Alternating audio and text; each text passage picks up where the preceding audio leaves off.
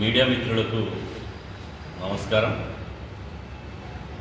Jadula Srinivas Goud, BC సంక్షేమ సంఘం జాతీయ అధ్యక్షుడు మరియు బీసీ జేఏసీ తెలంగాణ రాష్ట్ర చైర్మన్. ప్రస్తుతం తెలంగాణ రాష్ట్రంలో మున్సిపల్ ఎన్నికలు జరిగినాయి. నిన్ననే ఎన్నికల ఫలితాలు కూడా రావడం జరిగింది.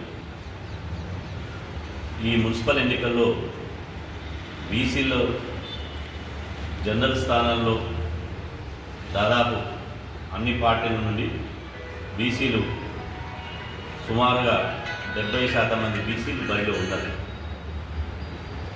అందుకు తగ్గట్టుగానే బీసీలు 90 పోటీ చేసినటువంటి బీసీలు దాదాపు అన్ని పార్టీల నుంచి బీసీలు ఒక 60% మంది బీసీలు గెలిచారు. ఇది నిజంగా ఒక చరిత్ర. ఇది బీసీలో వస్తున్నటువంటి రాజకీయ చైతన్యానికి, ఒక సామాజిక చైతన్యానికి, తెలంగాణ రాష్ట్రంలో బీసీల రాజకీయ శకం ప్రారంభం కావడానికి, బీసీల సునామీ సృష్టించడానికి ఈ ఎన్నికల ఫలితాలే నిదర్శనంగా మేము భావిస్తున్నాం. గతంలో జూబ్లీహిల్స్ ఎన్నికల్లో, ఉప ఎన్నికల్లో 3 పార్టీల నుండి 2 పార్టీల అగ్రకులాలకు ఇస్తే, ఒక పార్టీ బీసీకి ఇస్తే, జూబ్లీహిల్స్ ఎన్నికల్లో ఒక బీసీ బిడ్డను గెలిపించుకోవడం ద్వారా అక్కడ మొదలైనటువంటి బీసీల రాజకీయ చైతన్యం ఇవాళ సర్పంచ్ ఎన్నికల్లో కేవలం 17% రిజర్వేషన్లు బీసీలను పరిమితం చేస్తే 53% సర్పంచ్ను గెలిపించి బీసీల యొక్క ప్రభంజనాన్ని సృష్టించారు. సర్పంచ్ ఎన్నికల్లో గ్రామాల్లో మా సోదర ఎస్సీ, ఎస్టీ, మైనార్టీలను కలుపుకుంటే 86% సర్పంచ్లు గెలవగలిగారు. కేవలం అగ్రకులాలను గ్రామ పంచాయతీ ఎన్నికల్లో 14%కే పరిమితం చేయగలిగారు. అంటే వాళ్ళ జనాభా దామాష ప్రకారం 10% రావాలి, ఒక 4% ఎక్కువ వచ్చింది. మళ్ళీ మున్సిపల్ ఎన్నికలు వచ్చినాయి. ఈ మున్సిపల్ ఎన్నికల్లో మేము ఒక నినాదం ఇచ్చినాం. ఇవాళ బీసీ రిజర్వేషన్లు మున్సిపల్ ఎన్నికల్లో మున్సిపల్ చైర్మన్లలో, కార్పొరేషన్లలో 31% రిజర్వేషన్ అమలైతే, కౌన్సిలర్లో, కార్పొరేటర్లో 28% రిజర్వేషన్ అమలైంది. కాబట్టి జనరల్ స్థానాల్లో కూడా బీసీలు బరిలో ఉండండి, ప్రతి పార్టీ నుండి బీసీలు పోటీలో నిలబడి, మీరు నిలబడితే బీసీలు గెలిపిస్తారని చెప్పి మేము పిలుపునిచ్చాం. అందుకు తగ్గట్టుగానే రాష్ట్రంలో జరిగినటువంటి 7 కార్పొరేషన్లు, 116 మున్సిపాలిటీలలో ఇలా బీసీలంతా నిలబడ్డారు. ఒక ఎస్సీ, ఎస్టీ రిజర్వేషన్ స్థానాలు తప్ప మిగతా చోట్ల అన్ని చోట్ల బీసీ నిలబడ్డారు. ఇలా బ్రహ్మాండంగా బీసీలు రాజకీయ సునామీ సృష్టించే విధంగా బీసీలు బ్రహ్మాండంగా గెలిచింది.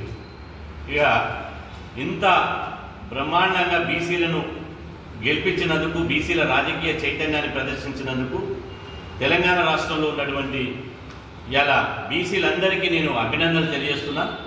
ఇదే స్ఫూర్తితోటి, ఇదే చైతన్యంతో ముందుకు సాగుదామని చెప్పి సందర్భంగా తెలియజేస్తున్నా.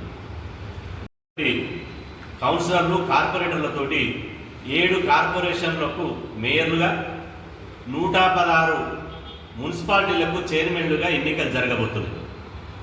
ఈ ఎన్నికల్లో అన్ని రాజకీయ పార్టీలను హెచ్చరిస్తున్నా, డిమాండ్ చేస్తున్నాం. ఈ ఎన్నికల్లో 116 ఉంటే మాకు 100% ఇవాళ 116లో 70 మున్సిపల్ చైర్మన్లుగా బీసీలకు అవకాశం ఇవ్వాలని డిమాండ్ చేస్తున్నాం. 70 మున్సిపల్ చైర్మన్లుగా బీసీలకు అవకాశం ఇవ్వాలి. ఇది మా హక్కు, మా వాటా. మర్యాదగా ఇస్తే మీ పార్టీలు బతికి బట్టగడతాయి, లేకపోతే బిడ్డ మిమ్మల్ని పాతాళంలో దొక్కేస్తామని చెప్పి హెచ్చరిస్తున్నాం. ఇవాళ మేయర్గా కాంగ్రెస్ పార్టీ సుమారు ఇప్పటికే 4 స్థానాలు కార్పొరేషన్లు కైవసం చేసుకుంది కాంగ్రెస్ పార్టీ. నిజామాబాద్లో ఒక హంగు వచ్చింది. నాకు తెలిసి ఎంఐఎం తోటో, తర్వాత ఇంకో పార్టీతోటో అధికార పార్టీ వచ్చే అవకాశం ఉంది. ఈ 5 స్థానాలు మేయర్లు కాంగ్రెస్ పార్టీకి వచ్చే అవకాశం ఉంది. కాబట్టి ఈ 5 స్థానాల్లో 3 మేయర్ స్థానాలు బీసీలకు ఇవ్వాలని కాంగ్రెస్ పార్టీని డిమాండ్ చేస్తున్నా. అదేవిధంగా 116 మున్సిపల్ చైర్మన్లో కాంగ్రెస్ పార్టీ ఇవాళ దాదాపు 90 మున్సిపల్ చైర్మన్లు కాంగ్రెస్ పార్టీకి వచ్చే అవకాశం ఉంది. ఇప్పటికే 85 మున్సిపల్ చైర్మన్లు కాంగ్రెస్ ఖాతాలకు వచ్చినాయి. మిగతా వాళ్ళతో కలుపుకుంటే కాంగ్రెస్ పార్టీ 90 మున్సిపల్ చైర్మన్లు కైవసం చేసుకోబోతుంది. ఈ 90 మున్సిపల్ చైర్మన్లో మా వాటా 60% ఇవ్వాలి. ఇవాళ 90 మున్సిపల్ చైర్మన్లో మా బీసీలకు 55 నుంచి 60 మున్సిపల్ చైర్మన్లు బీసీలకు ఇవ్వాలని కాంగ్రెస్ పార్టీని డిమాండ్ చేస్తున్నాం. మీరు కాంగ్రెస్ పార్టీ 42% రిజర్వేషన్ కల్పిస్తామని హామీ ఇచ్చింది.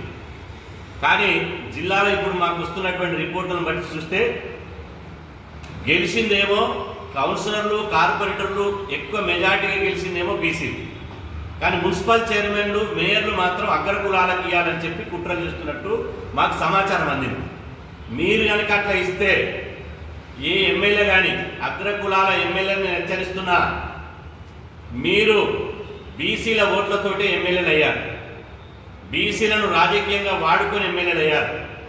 అగ్రకుల ఎమ్మెల్యే ద్వారా ఈ మున్సిపల్ చైర్మన్ల అవకాశం బీసీలకు ఇవ్వండి.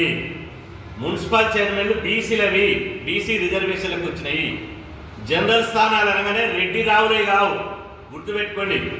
జనరల్ స్థానాలు అంటే రెడ్డి రావులే కావు, పటేండు దొరలే కావు, ఇది బీసీలవు. ఏ ఎమ్మెల్యే అయితే ఇలా మున్సిపల్ చైర్మన్లుగా బీసీలకు అవకాశం ఇవ్వరో ఆ ఎమ్మెల్యేల ఇళ్ల ముందు ధర్నా పెడతాం, ఆ ఎమ్మెల్యేల ఇళ్లను ముట్టడిస్తాం, ఆ ఎమ్మెల్యేల ఇళ్ల ముందు చావుడప్పు మోగిస్తాం, మిమ్మల్ని బీసీ ద్రోహుగా ప్రకటిస్తాం.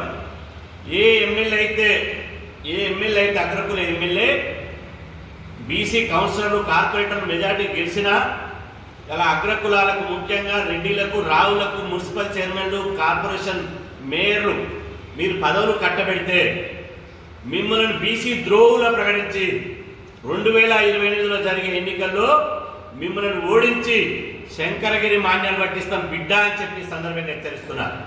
ఏం తమాషా చేస్తురా? ఈ ఓట్లు మావైతే సీట్లు మీవెట్లయితాయి?